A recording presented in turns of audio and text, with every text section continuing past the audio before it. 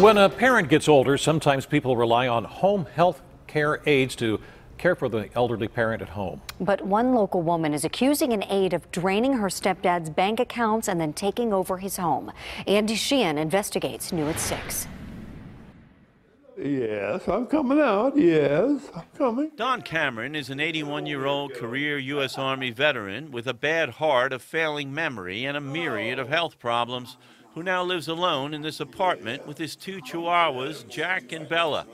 But until recently, Don lived in this house owned by him and his wife, who's now in a nursing home with Alzheimer's. He and his stepdaughter Nadine say the house has been taken over by his former home health aide, who moved in with her family and pets nearly a year ago and have moved Don out. They've stripped everything from this man. Everything. Everything.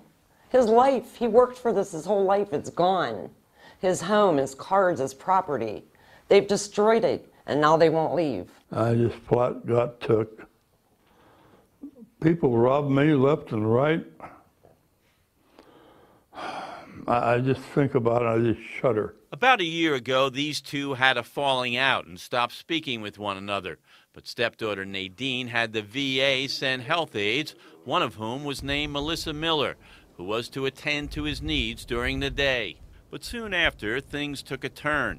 After getting to know Don, Melissa Miller told him her family needed a temporary place to stay.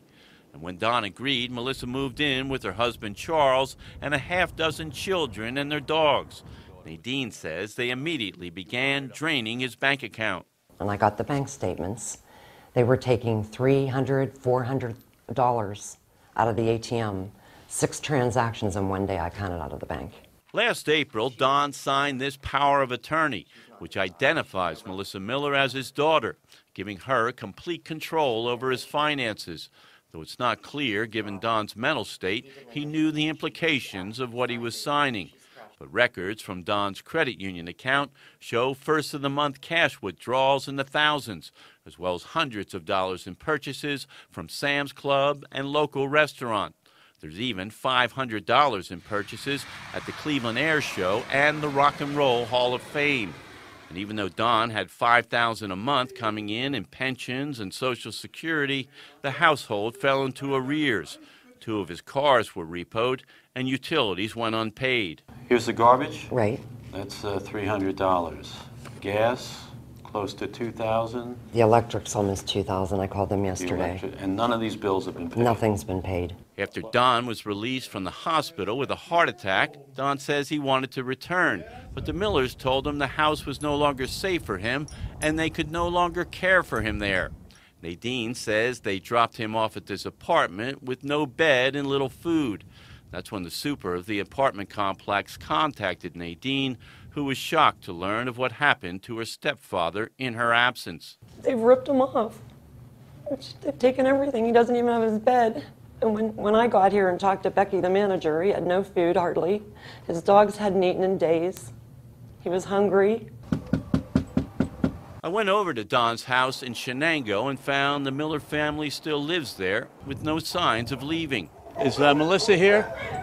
Can I talk to you? Can I talk to you? I'm Aide Sheehan with KDKA. The teenage girl who answered the door didn't want to speak with me, and moments later the police arrived with a report that we were trespassing. Nadine also arrived telling the police chief what she told us. I'm learning this as you're telling me. Later, I got a call from Charles Miller, who denied taking advantage of Don or draining his accounts, saying he and his wife had been caring for Don while his own family had abandoned him, and that after his wife was laid off as a health aide, Don asked them to stay. But back at his apartment, Don himself had nothing but bitterness for the actions of the Miller family. What could I say but just send them to hell? I'm sorry. No? That's too good for him. This family continues to live in Don Cameron's home, but investigations and court proceedings are underway, and we'll keep you abreast of any new developments. In Shenango Township, Aide Sheehan, KDKA-TV News.